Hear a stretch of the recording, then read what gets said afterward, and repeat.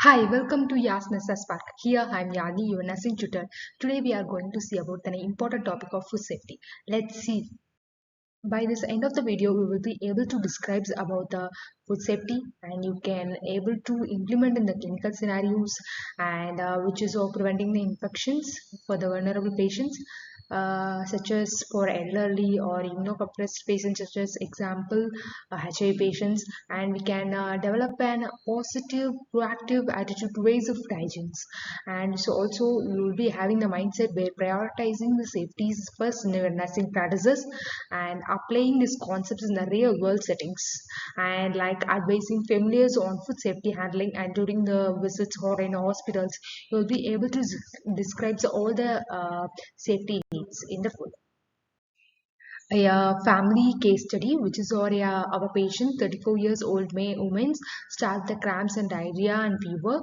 Just 12 hours later, the test shows a salmonella, which is a common bacteria from undercooked poultry, and she needs a hydration and rest. But also, she recovered in a week.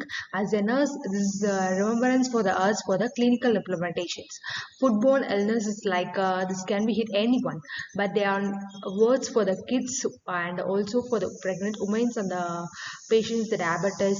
In practices, we need to assess the symptoms, and we have to collect the samples and educate the and prevent them, and we have to monitor the dehydration status for the patient. World Food Safety Day is celebrated on 7 June 2025. By the World Organizations, we are saying that June 7 is celebrated as the Food Safety Day. Food safety is all about the habits and the rules that have stopped harmful genes like bacteria like E. coli and virals like parasites and from making us sick. It is not just about the washing hands. It's about the whole system to prevent the contaminations at every steps from the farm to fork. Globally, unsafe foods leads to 200 diseases, and which is of seeking into 600 million people and each year, which is causing more than deaths. So this may preventable, and in nursing, which is must, we have to teach the patients. This is a food hazard, which is related to biological, chemical, and physical needs. These are the food hazards. We have to make a reminder in the mind. That is of three is biological, chemical, and physical. What is a hazard?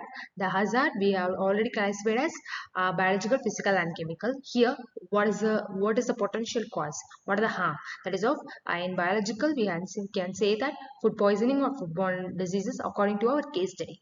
Which is of chemical, which is we can say that food poisoning is chronic illness, and physical is of this of mouth choking or broken teeth and internal births. These are the physical. So we have to remember this for writing the harms. Challenges which are includes of poor hand washing, and in kitchens we are seeing the most challenging things of versus poor hand washing, and germs may transfer easily and cross contaminations like using the same cutting board for the raw meat and also veggies. And also the third thing is of inadequate cleaning of the surface and utensils, and also improper storage and leading to spoilage and ignoring expiratory date, where we have to, whenever we are cooking the packed things, we have to check the date. Expiry date is a must. So if it is expired, we have to throw it. We should not use, which when we use it is of unsafe to our health. We have to wash the hands before we are starting for cooking, and also wash the raw meats and also vegetables before cooking. This prioritizes important before we have starting cooking. See this image, and we should not keep the more heat. Too much heat also, it may spoil the food. Too much cooling also, it may spoil the food. So we have to maintain the normal temperature so that the food will be safer and good to eat. We all know that there are four pillars of food safety. From the we are saying that clean, separate, cool, and chill. First is of clean. Always wash the hands for 20 seconds and scrub the surface and rinse the fruits and vegetables to kill the germs. And second is of we have to separate, which is of for vegetables separate and veggies separate. We should not cross contaminate. This is the main criteria we have to do. The same thing, I am repeating this, Cleaners, wash hands, surface should be neat, and we should remove so that it will remove the germs. Separate use of contaminants, veggies separately and non-veg separately. Cook according to the food. We have to prefer the safe internal temperatures. And chill is of according to that food. We have to refrigerate. You should not keep more days for keeping the food in refrigerator, and keep the foods in cooling surface according to the temperature way, so that it can prevently to slow down the bacterial growth in the food. You all study these are the steps we are using for the hand washing. This is for your reference. We are using why it is what is the dangerous temperature according to the each food. We are provided the image. Kindly refers to the image and make a note.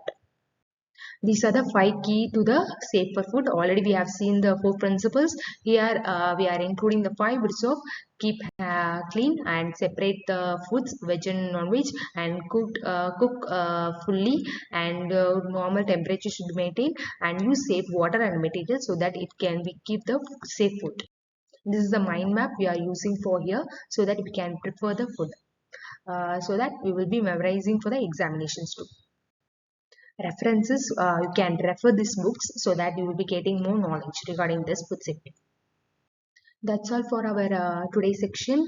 And remember, as a nurses, we heal and educate. Let's say spread the safe practice to build a healthier communications. And if you enjoy this, like, share, and subscribe to my channel. Thank you all. See you next time. Bye bye.